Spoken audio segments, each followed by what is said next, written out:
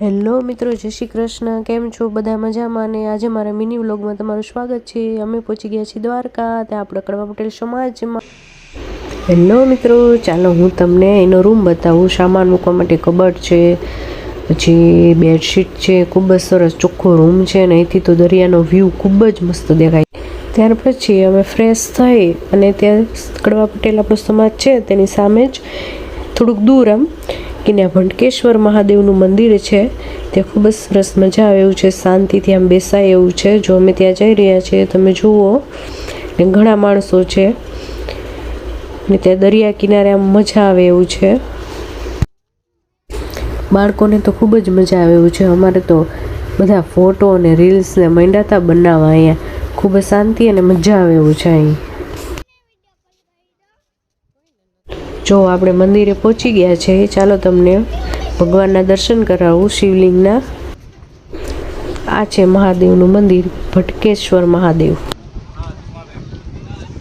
પછી ફાઇનલી અમે દ્વારકાધીશના દર્શન કરવા માટે નીકળી ગયા છીએ. જો આ દ્વારકાધીશના દર્શન કરવા જઈએ ત્યારે જે રસ્તામાં ગલી આવે છે તેમાં આવી બધી વસ્તુ મળે છે. કોઈ કાનાજીના વાઘા છે, મુંગટ છે, છોકરાઓ માટેના ટોયઝ છે, કપડાં છે, ઘણી બધી વસ્તુ મળે છે. કાનાજીના શિંગારની બધી વસ્તુ ખૂબ જ સરસ અહીં મળે છે.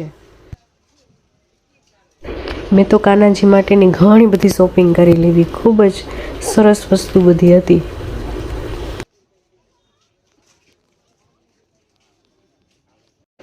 જો મંદિરની ધજાના દર્શન કરો દ્વારકાધીશના. બોલ શ્રી દ્વારકાધીશની જય. ખૂબ જ ટ્રાફિક હતો ત્યાં. દર્શનમાં તો વારો આવે એમ નહોતો. જોઈ શકો તમે, જો કેવડી લાઈન છે. આ માણસો જોવો તમે છે ને. અમે બધા ત્યાં વેઇટ કરી છીએ. અમારા ભાઈ તો થાકી ગયા.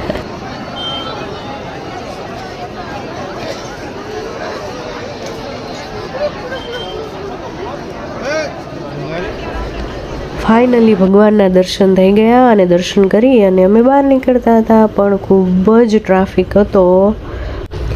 તમને જો મારો આ વિડીયો ગમ્યો હોય તો લાઈક કરજો, શેર કરજો, સબસ્ક્રાઈબ કરજો મારી ચેનલને. અને આપણે ફરીથી મળીશું એક નવા વ્લોગમાં. પછી મેં સ્નો પાર્કનો વિડીયો બનાવ્યો છે, દ્વારકાનો મેં અલગથી બનાવ્યો છે. જરૂરથી જોજો. જય શ્રી કૃષ્ણ. Bye bye.